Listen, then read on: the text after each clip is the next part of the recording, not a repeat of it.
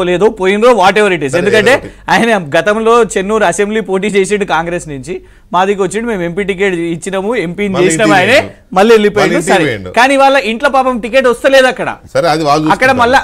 అక్కడ మళ్ళీ ఏంటిది, మళ్ళా ఉదయపూర్ డిక్లరేషన్ అక్కడ కూడా అవుతుంది. ఇక్కడ వివేక్ గారి మళ్ళా వినోద్ గారు, వివేక్ గారి కొడుకు ఎంట్రీ వస్తుందా లేదా అనేది అది నడుస్తున్నది ఫైట్ అక్కడ. సో క్లారిటీ మీకు లేదు అక్కడ. మీరు అంటున్నారు కదా ఇంత మేకపోతు గాంభీర్యం ఆల్రెడీ మేము ఉన్నాం ఇది అని అంటే వాళ్ళు అక్కడ క్లారిటీలో వస్తలేదు. నిజామాబాద్ గురించి మనం మాట్లాడుకుందాం. నిజామాబాద్లో అరవింద్ గారి వ్యతిరేకత, ఎందుకంటే మీరు అన్నారు కిషన్ రెడ్డి గారి వ్యతిరేకత, I will agree to it. Arvind గారిది ఉంది. పసుపు బోర్డు అనేది ఒకటి అనౌన్స్మెంట్ మోదీ గారు చేసిపోయారు. గెజెట్లో కూడా తెలంగాణ అనే రాష్ట్రం ఏ రాష్ట్రంలో వస్తుందో మనకు తెలియదు. పసుపు బోర్డు 5 నెలలు అయిపోయింది. అక్కడ వ్యతిరేకత ఉంది. సొంత బీజేపీ నాయకులే ధర్నాలు చేస్తున్నారు, జిల్లా నాయకులు అక్కడ టికెట్ ఇవ్వకండి అనేది.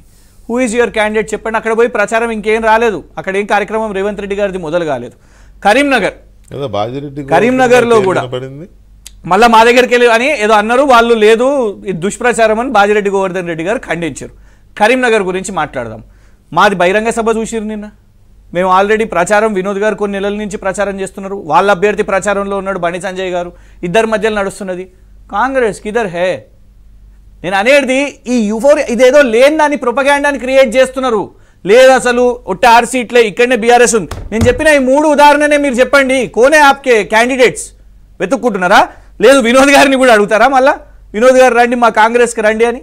ఇది నిజం, ఇది నిజం. కాంగ్రెస్ నేను అనేది ఏంటంటే బీకే గారు ఇప్పుడు నేను చెప్పిన ఈ 3 ఉదాహరణలతోనే ఇది నిజం. మీరు రాష్ట్ర ప్రభుత్వం వచ్చిండొచ్చు గాక, కానీ మీరు అంటున్నట్టు మీ దగ్గర అభ్యర్థులు లేరు. ఇప్పుడు నేను మిమ్మల్ని అడుగుతాను, మల్కాజ్గిరి కూడా ఏమంటున్నారు? దయాకర్ గారు మీ దగ్గర అభ్యర్థులు లేరు అని ఒక ఎగ్జాంపుల్ తో ప్రూవ్ చేసే పనిలో ఉన్నాడు క్రిషాంక్.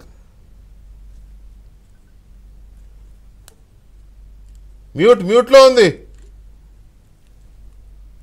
సార్. చెప్పండి వెంకటకృష్ణ గారు. మీ దగ్గర మీకు అభ్యర్థులు లేరు అనేది ప్రూవ్ చేయాలనుకుంటున్నాడు క్రిషాంక్ గారు. చెప్తున్నారు కరీంనగర్, నిజామాబాద్.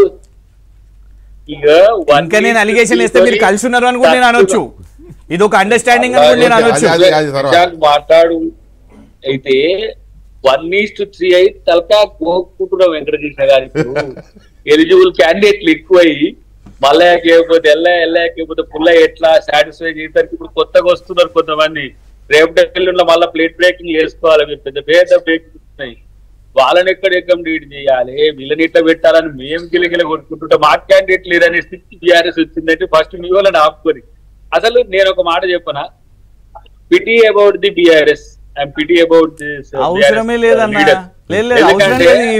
అవసరం లేదు. అత్యంత హీన మా సీట్లు ఎక్కువ అనౌన్స్ చేసినాం. మీరు సిట్టింగ్ లో ప్రభుత్వంలో ఇంకా అనౌన్స్ చేయలేదు. ఎన్నైనా 3 వచ్చి ఒకటి ఆన్ హోల్డ్ అనుకుంటా బ్రాకెట్. ఢిల్లీ నుంచి రావాలి కదా, ఢిల్లీ పోయిరు కదా, 2 ట్రిప్లు అయినాయి ఇప్పటికే. ఫస్ట్ సీటు వంశీచంద్ర రెడ్డి గారిది రాష్ట్రంలో మీ అధ్యక్షుల వారు అనౌన్స్ చేసిన ఫస్ట్ సీటు ఏఐసిసి నుంచి బ్రాకెట్స్ లో ఆన్ హోల్డ్ అని వచ్చింది. వెంటనే ఆయన అనౌన్స్ చేశాడు. ఆయన వాళ్ళ ఇన్ఛార్జ్ సరే వేణుగోపాల్ శ్రీశాంక్ అని పెట్టి మమ్మల్ని అభిప్రాయాలు చెప్పడానికి చెప్పాయా, లేకపోతే ఇట్లా మంచిగా ఉంటుంది అంటే మీరు జాలి పడుతున్నారు కదా మా మీద. మీ జాలి మీ సానుభూతి మాకొద్దు, మేము బ్రహ్మాండంగా ఉన్నాం, పోయేదేదో పోతుంది ఉన్నదేదో ఉంటదిలే అని ఆయన స్వయం బాపురావు గారు ఏదో ఉన్నారంటే సరే ఒక్క విషయం. సరే ఇంతసేపు బాగానే డిస్కషన్ని మన లోకల్ లెవెల్కి కేంద్రీకరించాం. సరే దయాకర్ గారు అంటారు కాంగ్రెస్ హవా నడుస్తుంది రాష్ట్రంలో.